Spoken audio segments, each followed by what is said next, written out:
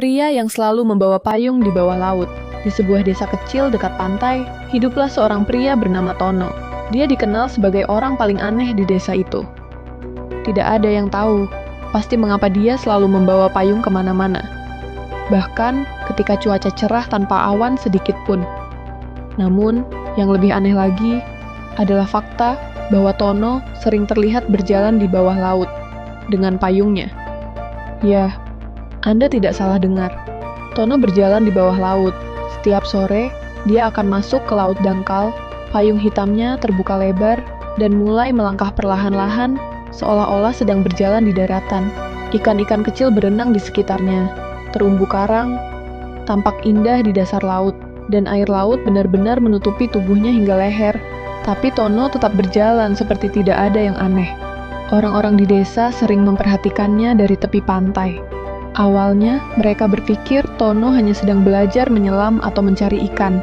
Namun, setelah bertahun-tahun, melihatnya melakukan hal yang sama tanpa alasan yang jelas. Mereka mulai penasaran.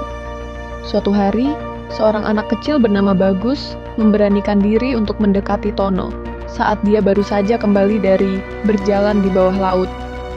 Rambut Tono basah kuyup, tapi payungnya masih tegak terbuka meskipun sudah tidak berada di dalam air. "Pak Tono," tanya Bagus polos, "kenapa Bapak selalu bawa payung waktu jalan di bawah laut?" Tono tersenyum misterius. "Karena hujan, Nak." "Hujan?" Bagus mengerutkan dahi. "Tapi kan Bapak di bawah laut, di sana nggak ada hujan." Tono tertawa kecil, lalu menepuk kepala Bagus. "Hujan yang kumaksud bukan hujan biasa, Nak. Hujan ini beda." Setelah itu, Tono berjalan pulang tanpa menjelaskan lebih lanjut. Bagus bingung, tapi dia tidak bisa berhenti memikirkan perkataan Tono. Apa maksudnya, hujan yang beda? Kenapa dia butuh payung di bawah laut? Beberapa minggu kemudian, rasa penasaran Bagus semakin besar. Dia memutuskan untuk mengikuti Tono ke laut pada suatu sore. Dengan hati-hati, dia bersembunyi di balik batu karang dan mengamati Tono dari jauh. Awalnya, semuanya tampak normal, senormal mungkin untuk situasi ini. Tono masuk ke laut dangkal, membuka payungnya, dan mulai berjalan pelan-pelan di dasar laut. Namun, sesuatu yang aneh terjadi beberapa menit kemudian. Tiba-tiba, air laut di sekitar Tono mulai bergerak aneh. Seperti ada sesuatu yang jatuh dari langit, meskipun mereka semua berada di bawah air. Bagus menyipitkan matanya, mencoba melihat lebih jelas, dan kemudian dia melihatnya. Ikan-ikan kecil mulai berenang panik ke segala arah, seolah menghindari sesuatu. Air di atas kepala Tono mulai bergoyang-goyang, seakan dipenuhi oleh ribuan tetesan cahaya kecil yang jatuh perlahan. Tetesan-tetesan itu bersinar redup, seperti bintang-bintang yang runtuh ke laut. "Hujan!" teriak Tono dengan senyum puas, membuka payungnya lebih lebar untuk menampung tetesan-tetesan itu. Bagus terpana. Apa yang dia lihat adalah sesuatu yang mustahil. Hujan cahaya turun dari langit laut, seolah gravitasi di bawah air bekerja secara terbalik.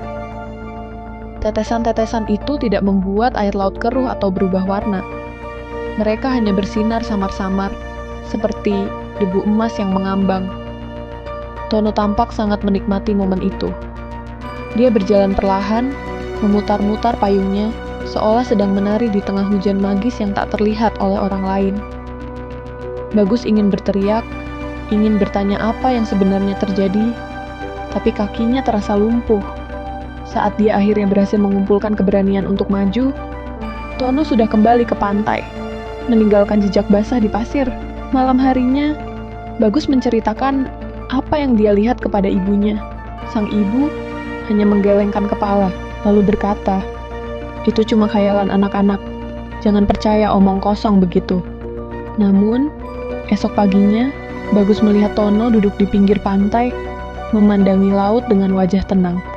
Di tangannya, ada secarik kertas tua yang penuh dengan tulisan-tulisan aneh.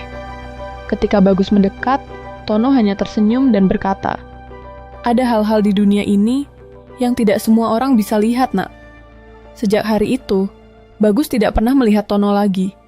Pria itu menghilang tanpa jejak, meninggalkan satu misteri besar tentang payungnya, hujan cahaya, dan rahasia laut yang belum terpecahkan hingga sekarang.